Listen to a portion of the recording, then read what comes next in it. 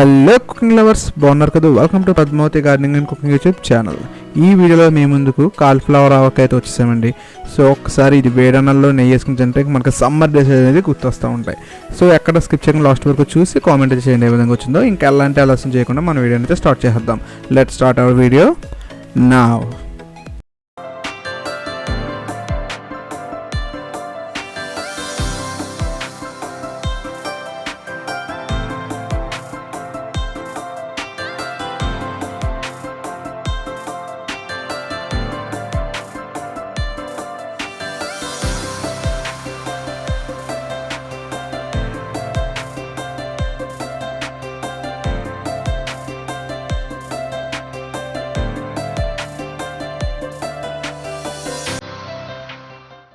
Cauliflower ఆవకాయ కలపబోతున్నాను. ముద్దగా ఉన్న ఫ్రెష్గా ఉన్న కాలిఫ్లవర్ తీసుకోవాలండి. ఈ కాలిఫ్లవర్ని ముక్కల కింద కట్ చేసి 2-3 సార్లు ఉప్పు నీటిలో వాష్ చేశాను. బాగా మరిగిన వాటర్లో ఈ కాలిఫ్లవర్ వేసి 1 నిమిషం ఉంచుకోవాలి.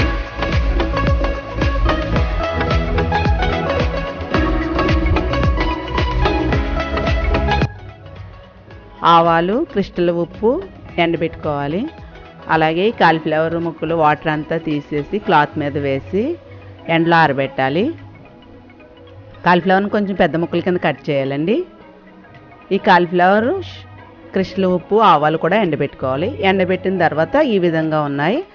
బాగా ఎక్కువ ఎండ ఉంటే 1 గంట సేపు సరిపోతుందండి, లేకపోతే ఒక 4-5 గంటలైనా ఎండబెట్టాలి. ఈ ఆవాలు మిక్సీ పట్టుకుందాం, మెత్తగా గ్రైండ్ చేద్దామండి. ఈ విధంగా పొడైంది ఆవాలు. ఈ ఆవ పిండిని జల్లించుకుందాం.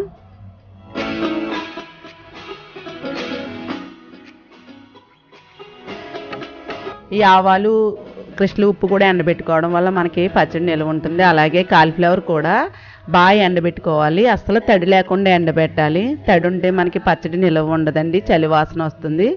అందుకని ఎక్కువసేపు 4-5 గంటల సేపు అయినా మనం ఎండబెట్టాలి కాలిఫ్లవర్ ముక్కల్ని.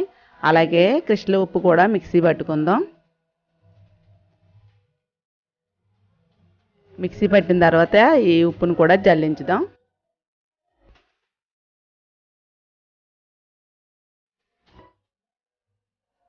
ఇలా జల్లించడం వల్ల మనకి మొరాలు వచ్చేస్తాయండి. ఈ కాలిఫ్లవర్ ముక్కని కొలుచుకుందాం. ఈ కాలిఫ్లవర్ 3 కప్పులు అయిందండి. అలాగే కాలిఫ్లవర్ ఆవకాయ కలపడానికి నేను ఆవకాయ కారం తీసుకుంటున్నాను. ఇదిగోండి, ఆవపిండి 1/2 కప్ అయింది. కారం కూడా 1/2 కప్ కంటే కొద్దిగా ఎక్కువ వేసుకుందాం.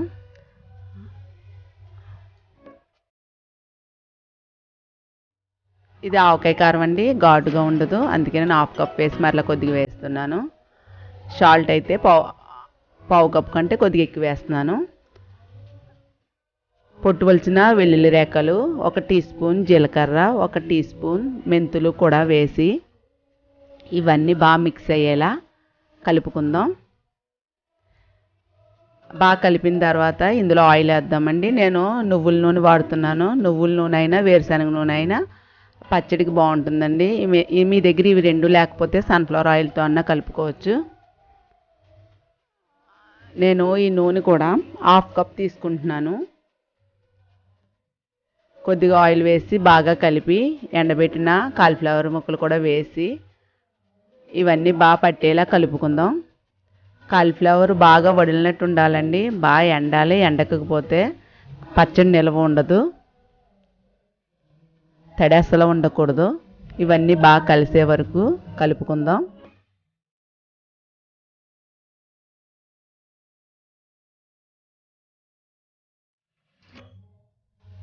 ఇందులో పులుపు కోసం నేను నిమ్మకాయలు వాడుతున్నానండి. 4 నిమ్మకాయలు కట్ చేసి రసం పిండుకుని ఈ పచ్చడిలో వేస్తున్నాను. ఇది కూడా 1/2 కప్ వచ్చిందండి. ఈ నిమ్మరసం గింజలు రాకుండా వేసుకుని ఒకసారి బాగా కలుపుకొని మూత పెట్టి పక్కన పెట్టుకుందాం. ఈ పచ్చడిని 1 రోజంతా పక్కన పెట్టుకోవాలండి. బాగా ఊరుతుంది పచ్చడి. బాగా కలుపుకొని మూత పెట్టుకుందాం.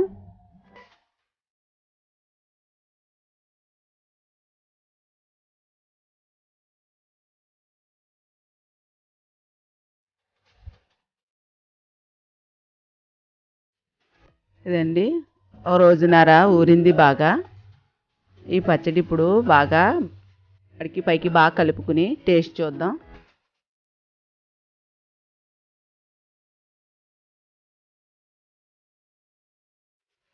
బాగా కలుపుకుని టేస్ట్ చూద్దామండి. ఇందులో కొద్దిగా సాల్ట్ తక్కువగా ఉంది, అలాగే ఆయిల్ కూడా తక్కువగా ఉంది కదా, కొద్దిగా ఆయిల్ వేస్తున్నాను.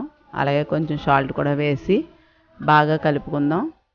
ఫస్ట్ హాఫ్ కప్ ఆయిల్ కలిపానండి, తర్వాత హాఫ్ కప్ కంటే కొద్దిగా కలిపాను. ఈ పచ్చడికి 1 కప్పు ఆయిల్ పడుతుంది. ఈ పచ్చడి బాగా కలిపి ఎయిట్ ఉన్న జాడీలో కానీ గాజు సీసాలో కానీ పెట్టుకుందామండి. ఈ పచ్చడి ఫ్రిడ్జ్లో పెట్టుకుంటే మనకి నిల్వ ఉంటుంది. ఈ పచ్చడి వేడివేడి అన్నంలో నెయ్యి వేసుకుని తింటే బాగుంటుందండి.